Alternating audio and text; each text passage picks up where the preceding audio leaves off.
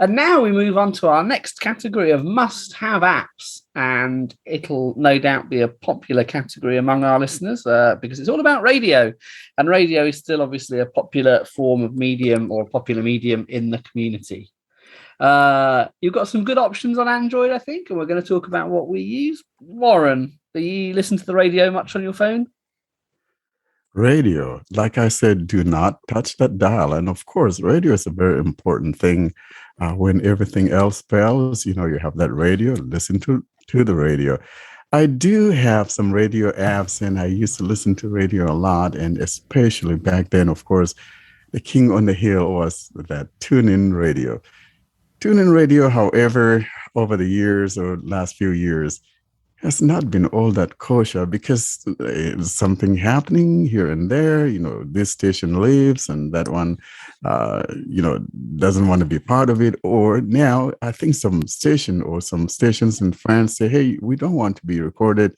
And so now we don't have that recording capability in TuneIn. And to be honest, I don't necessarily care too much about TuneIn, but say whatever you want to say about TuneIn. TuneIn still has the most stations when you compare it to other radio apps. But I do use a couple others like Simple Radio and VRadio. And those are the three that I use. And the reason why I used to like TuneIn is because I like to be able to record, most especially. I listen to talk radio, and when I listen to talk radio, there's a particular one that I listen to, and he seems to have a lot of people that come in who are authors and things like that. And I like to record so I know what the name of the books that they were talking about were. But when TuneIn removed that capability of recording, it just kind of dissuaded me from using TuneIn. And I looked for something else and found VRadio. However, that talk station is not on VRadio. And this is the problem. You find a nice radio station or nice radio app, but then your favorite radio station is not there. So it's just a vicious circle. The nice thing about VRadio is that you can add a custom station if you want to. So if you can go and find the direct play link, you can just go add it. That's true.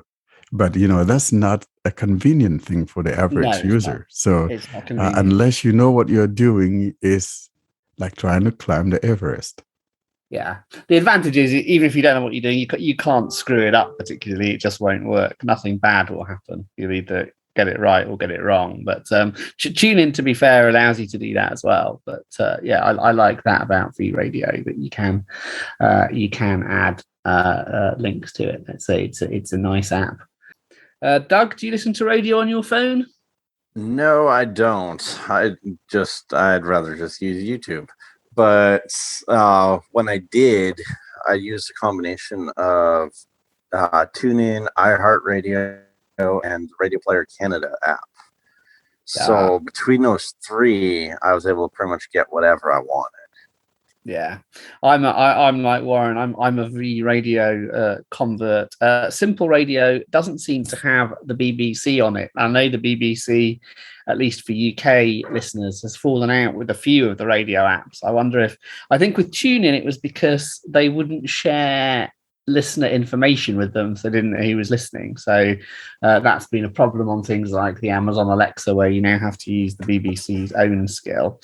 VRadio does have BBC stations on it. I have noticed, though, that if you want to listen to live sport on the BBC, and I don't quite know how the BBC do this, but VRadio can't play it. It says the program's unavailable due to rights restrictions, even though you have location and VPN enabled. Whereas if you listen to the BBC's own radio app, BBC Sounds, which is it's a music player, podcast, radio all in one, you can listen to the live sport online in the UK. So I might have to do some digging to see what the technology BBC is using to stop the likes of VRadio playing its sporting streams. But other BBC stations in VRadio play fine.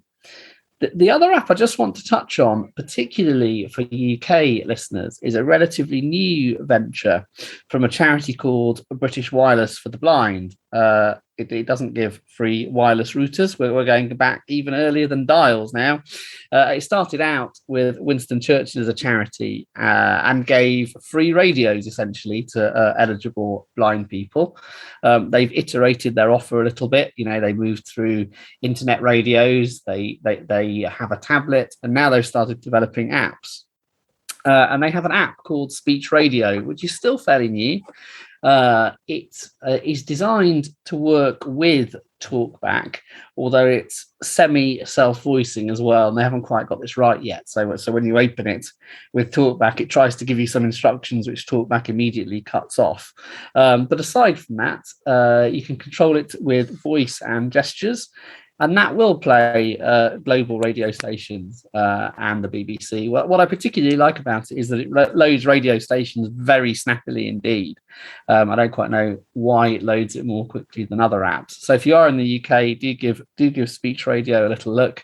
Try it with and without Talkback. Once I've opened it, I actually prefer it without Talkback because, as I say, it works by default through voice, and then it will respond itself. And it's to me, it's a slightly better experience without Talkback once it's open, but it will work with Talkback. So just another option there.